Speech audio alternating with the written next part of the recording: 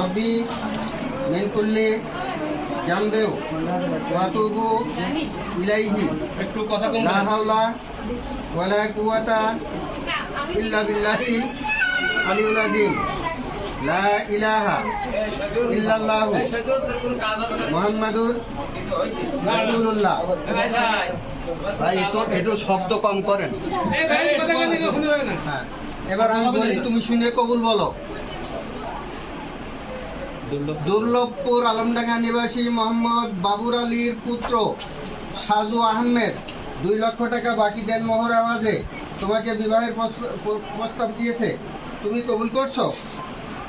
বলো আলহামদুলিল্লাহ কবুল। একটু জোরে বলো, সবাই শুনবে। শুনেছেন? না না শুনতে পারিনি। না না, এখানে যারা শুনতে পারিনি, আরেকবার কর। তোমাকে আমি বলেছি ক্যামেরা বন্ধ করতে। বন্ধ করো, বন্ধ করো।